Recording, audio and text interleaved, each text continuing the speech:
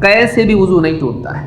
قے الٹی جس کو ہم کہتے ہیں، تو الٹی ہوتی جس کو، تو قے سے وضو ٹوٹتا نہیں ہے. اور لیکن یہ اختلافی مسئلہ ہے. قے کا مسئلہ کیا ہے؟ بعض علماء اس طرف گئے ہیں کہ قے سے وضو ٹوٹ جاتا ہے، آدمی کو الٹی ہو تو اس کا وضو ٹوٹ جاتا ہے. لیکن راجح قول اس میں یہ ہے کہ کسی کو الٹی ہو جائے تو اس کا وضو ٹوٹتا نہیں ہے.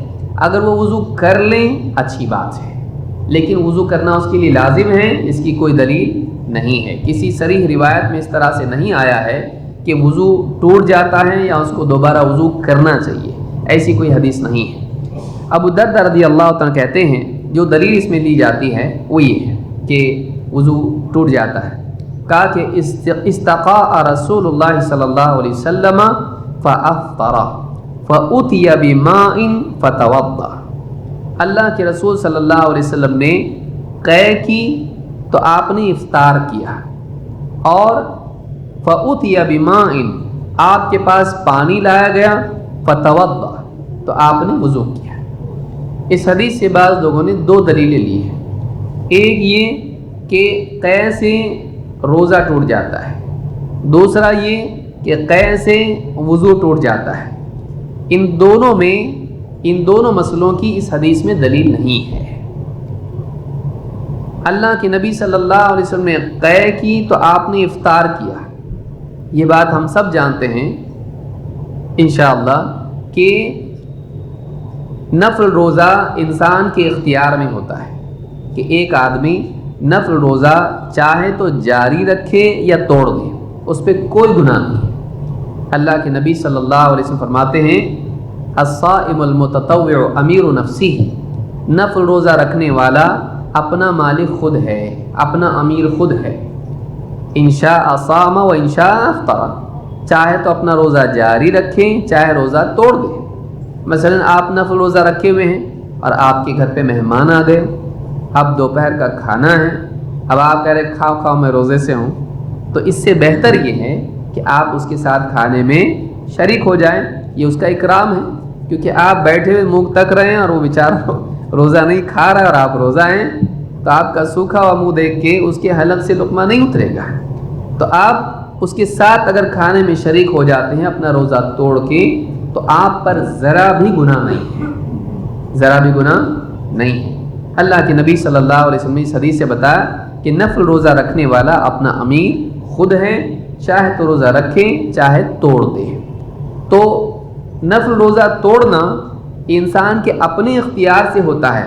لہٰذا اس حدیث میں ہے کہ اللہ کے رسول صلی اللہ علیہ وسلم نے قے کی تو آپ نے روزہ توڑا. اس میں یہ نہیں ہے کہ قے کرنے سے آپ کا روزہ ٹوٹ گیا ہے، اس میں اس بات کی دلیل نہیں ہے کہ اس سے روزہ ٹوٹ گیا ہے. بلکہ بعض اور روایات میں ہے کہ جو جان بوجھ کے قے کریں وہ اپنا روزہ قضا کریں. دونوں میں فرق ہوتا ہے.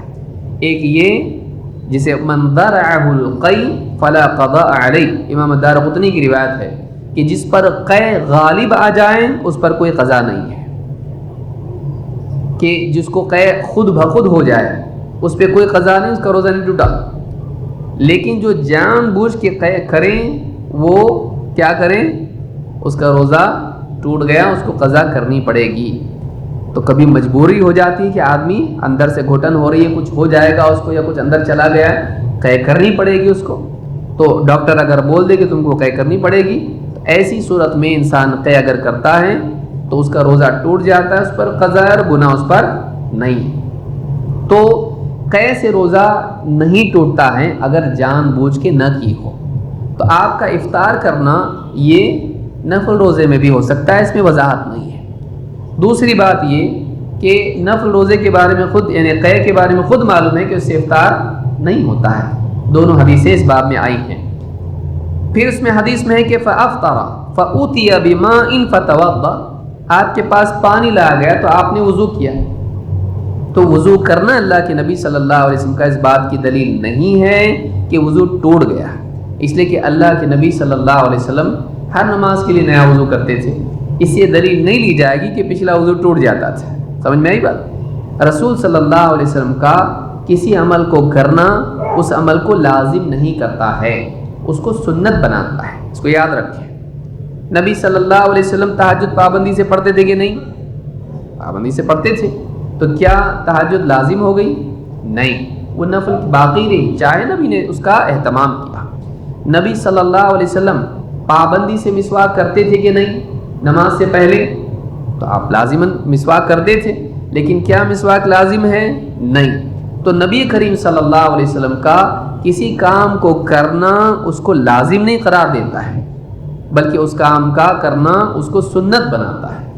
تو اسی طرح سے آپ کے پاس پانی لایا گیا تو آپ نے وضو کر لیا.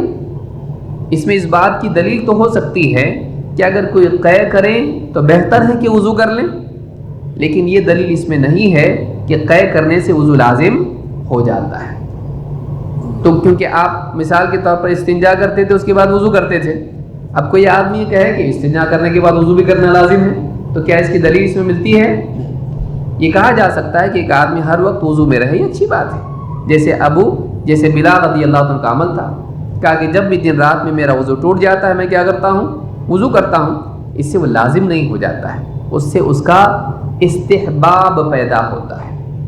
اس سے معلوم ہوتا ہے یہ مستحب ہے، پسندیدہ عمل ہے، اچھا عمل ہے، مسنون ہے، سنت ہے، لازم نہیں ہوتا ہے. تو علماء نے اس سے استدلال کیا، لیکن دیگر علماء نے کہا کہ نہیں، اس میں ایسی دلیل نہیں ہے. رسول صلی اللہ علیہ وسلم کا وضو کرنے سے وضو لازم نہیں ہوتا ہے، سنت ہو سکتا ہے، لازم نہیں. لیکن اگر آپ حکم دیں کہ جو قے کرے وہ وضو کریں، جیسے آپ نے دوسرے معاملات میں حکم دیا کہ جو سو جائے وہ کیا کرے؟ وضو کرے، اس سے معلوم ہوتا ہے کہ آپ نے حکم دیا ہے. اس میں بھی اور تفصیلات ہیں. تو بہرحال قے سے وضو ٹوٹتا ہے نہیں، نہ اس سے روزہ ٹوٹتا ہے نہ وضو ٹوٹتا ہے.